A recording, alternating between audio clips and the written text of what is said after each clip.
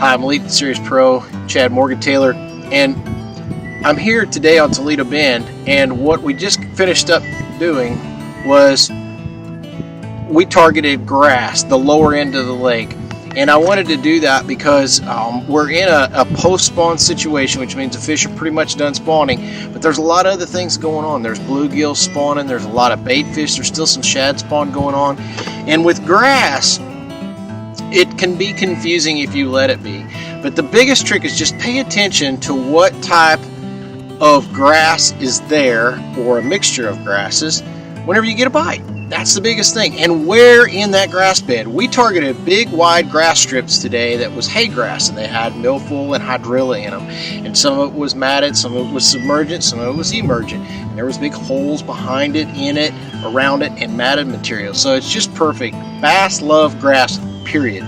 What you want to do is, today is a little bit cloudy and a little bit windy, and one of my favorite ways to catch them is on a frog.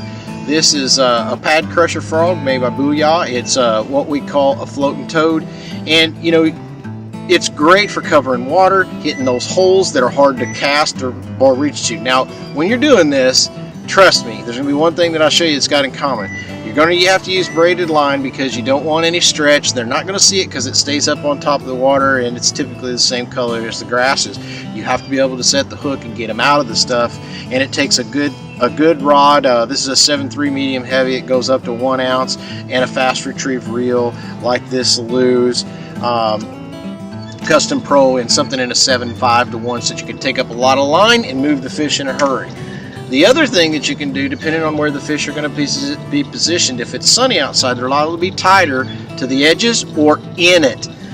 If they're on the edges, one of my favorite things, a 3/4 ounce lunker lure jig, black and blue or green pumpkin, a bluegill color depending on the clarity of the water, and same thing. Only difference is the rod's a little bit longer and stiffer. This is a 711 extra heavy rod, braided line, 50-pound braided line, for being able to feel and set the hook, get the fish, control him, and get him out of there.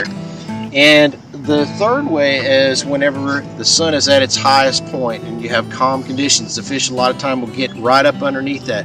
Whenever that happens, what I like to do is target the little points, turns, and the thick matted material. They'll get right up underneath it, right in it, and you have to have a big weight to go in there to get after them. And what I like to do, I use 1.5 ounces typically, range tungsten weight. I peg it.